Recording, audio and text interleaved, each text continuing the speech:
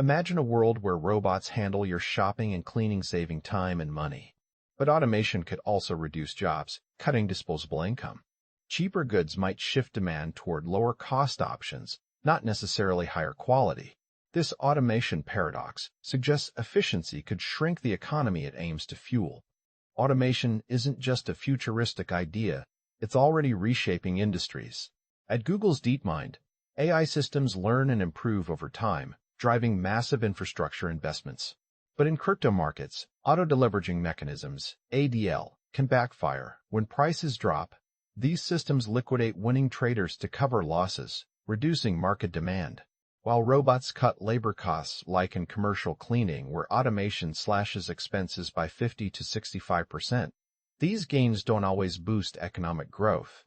Imagine the crypto market in 2021, a $19 billion crash unfolded in minutes.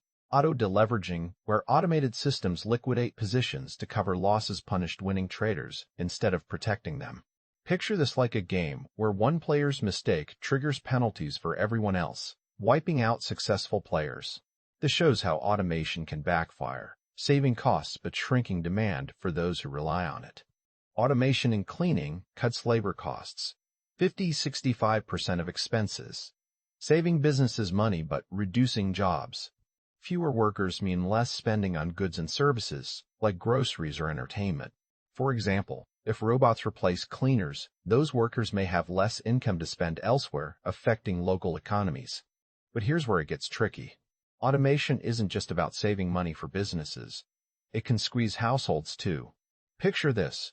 Robots replace workers in cleaning, cutting costs for companies but leaving fewer jobs for people.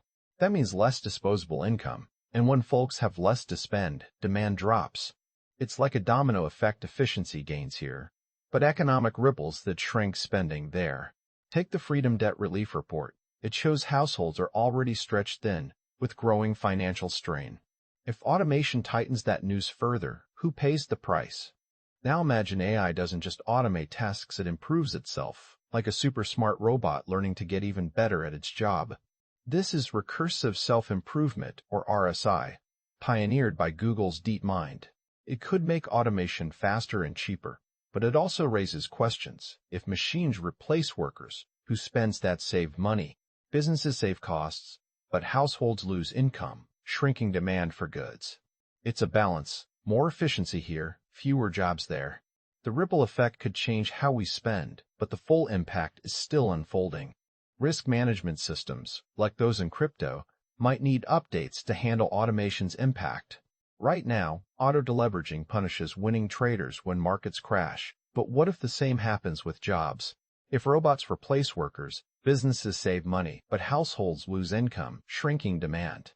It's a balance. Efficiency gains here, economic ripples there.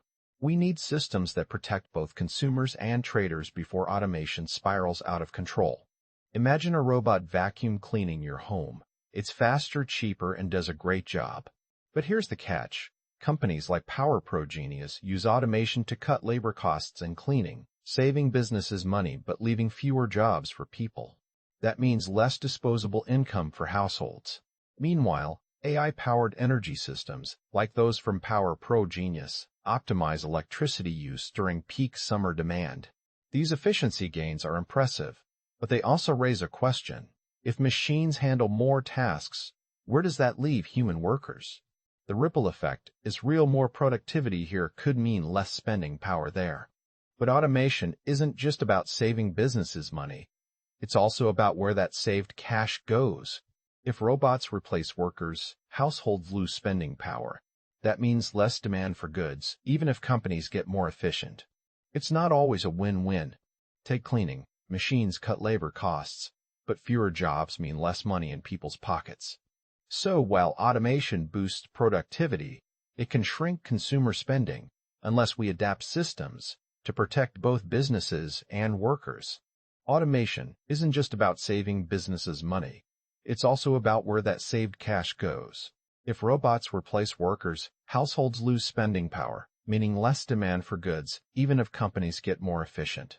Take cleaning. Machines cut labor costs, but fewer jobs mean less money in people's pockets. It's not always a win-win. The ripple effect is real. More productivity here could mean less spending power there unless we adapt systems to protect both businesses and workers.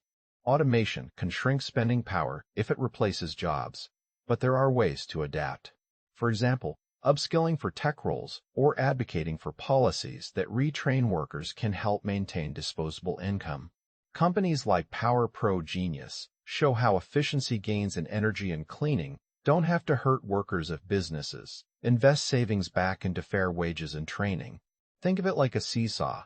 One side rises productivity, but the other must too. Worker support. Without balance, spending could drop, hurting the economy. The key is proactive adaptation, whether that's learning new skills or pushing for systems that protect both innovation and livelihoods. Automation isn't just about saving money. It's about where that money goes. If robots replace jobs, households spend less, shrinking the economy.